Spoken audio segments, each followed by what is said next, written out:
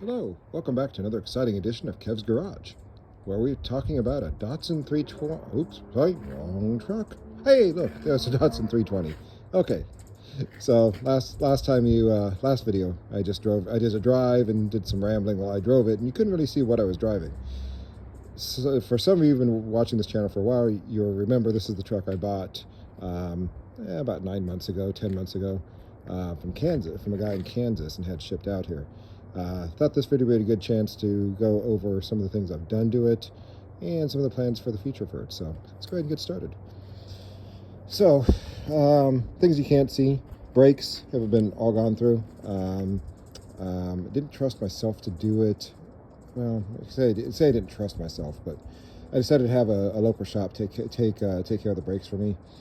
They found everything in them was brand new. All they needed was a quick adjustment. Didn't even charge me for it. The guy was just so tickled to work on this thing, which was awesome. I give him a lot of business, so that was cool. So really nothing on the outside. So under the hood, though, I've been quite busy there. Woo! All right. So motor's still the same, stock, running good. Runs like a carbureted 60-year-old engine would. A little bit cold and cranky, but not too bad. This is the radiator I had redone at Tom's Radiator in the city of Orange. New tanks. New car, same tanks, all redone. Did a good job. Doesn't overheat anymore. Runs nice and cool. I went ahead and changed the charging system over from positive ground to negative ground. For two reasons. One, it's just easier.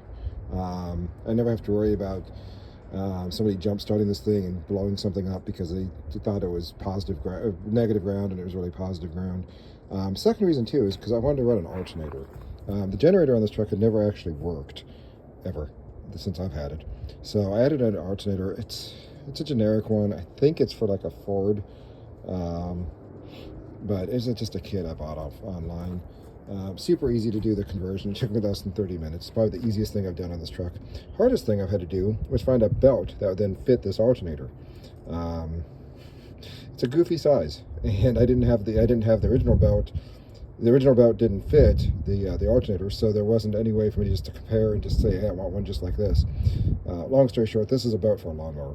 I was in a bind. I needed it quick, and it was the only one I could find. So the good news is, from what I've read online, this will probably outlive the truck. Plus, I like that it's green. That's cool. So, anyways, moving on. Let's see. Not a whole lot else. Looks like it's been parked for years, but it really hasn't. There's been a lot of rain here in SoCal. Biggest thing I've done, took me the longest time, was building a bumper. I'm actually kind of proud of this. I don't know if I like how it turned out, but I'm proud of it. I took a double tube Smitty built bumper from a 1980s Toyota 4x4, cut off the top tubes, machined everything down, added brackets, and then cut in these tail light and turn signals. And then I hastily added a license plate that I'm probably going to move someplace else because I don't like how it's mounted there. But looks good. It's functional. It's pretty strong. I just wanted something. I needed something back here because I have pretty close parking out here, and it's not uncommon for things to roll into other things. I say it doesn't happen, but it does. Truck didn't come with a spare tire or wheel. Luckily, I found a friend who had a wheel for a 6-lug Datsun. Sold it to me for basically nothing. The tire that came on that wheel was from the 1970s. Had it taken off, didn't hold air, and it's a goofy size. Nobody has freaking used tires in this size, so I ended up having to buy a brand new tire for it. This isn't going to stay here. It's probably going to be mounted underneath in the stock location, or I'm going to mount it in the bed like ranch style. But right now I'm kind of leaning towards mounting it under the bed just because I don't want the sun to eat it up. I lose a lot of tires around here because of the sun. It's kind of brutal. Okay, so let's do a cold start. I haven't started in a week, so let's see what it does.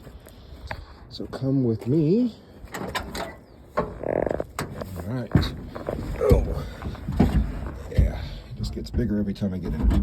So I pull the choke out here quite a lot. Give the key a turn, And let's just see what it does. We have the gas, a little bit of pump.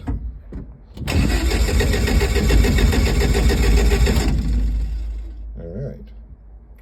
Remember, cold start hasn't started in a week.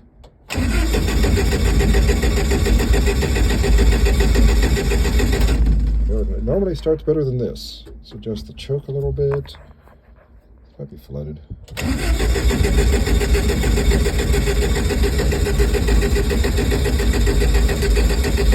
Incidentally, it has a heavy-duty starter in it, so it can crank for a very long time and not hurt anything. So let's try it again. Oh, it wants to start. It wants to. You heard it. Woohoo! We're running. Oop, adjust the choke, adjust the choke, adjust the choke. All right. So, some keen-eyed viewers will probably notice that the ignition light is still on. That's a side effect of putting an alternator in and then not wiring the dash to know that there's an alternator in it. It tells me the key's on. Turn the key off, you don't want the battery to go dead. Eventually I'll probably fix that, but for right now it's fine.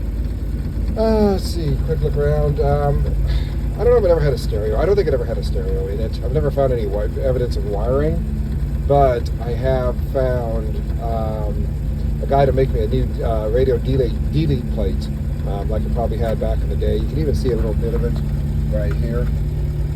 Another reason I don't think it's ever had a stereo in it. It's not going to get a stereo. It doesn't need one. I have a Bluetooth speaker I can listen to if I want to drive with the radio on. So that's going to happen. The guy's waiting. He doesn't want to do a one-off, which I understand. So he's going to wait till he has a little bit more demand and then give me one. Let's see. Ashtray has a receipt from last time I bought gas in it. Let's see when that was. It's been a while. I hasn't left the neighborhood in a while. So let's see. Nope, that's from the first time I bought gas for it ever. That was in March of last year. I've put gas in it since then. One of the favorite things I found about this truck. With that little bit less choke. Got a bunch of red fragments of red shag carpeting. I think this thing had a life before, a life back in the 80s probably, where it was somebody's pimp wagon. I don't think we're going to take it back to that point. We are just going to clean it up though. I'm still planning on having this interior rhino lined at some point, or at least painted. And I'm going to go from there. I mean, the idea of this truck was never to make it a show truck, but I need to clean it up a little bit. I've got a local shop's going to redo the seat for me in factory colors, and yeah, that's about it. That's the infamous hula doll. That's a story best left for another time. So we'll just leave it at that. It's a very funny story, but it's best told in person. But anyways, that's about it. So that's a cold start. I'm not going to drive it today because it's pretty well blocked in by two other trucks. And it's getting kind of late in the day. But that's about it. So that's a cold start. Let's see what a hot start looks like. So, engine off. Key on. It fires right up when it's warm. It's really cool. Oh, and the another side effect of the alternator was the water temperature gauge isn't accurate anymore. And that's fine. I can tell if it's overheating or not. I've got a nose.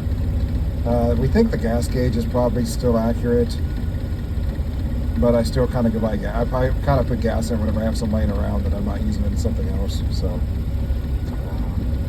yeah. Choke is off now. Still running a little bit rough, but it's cold. That's about it. Get out and see what the motor looks like running.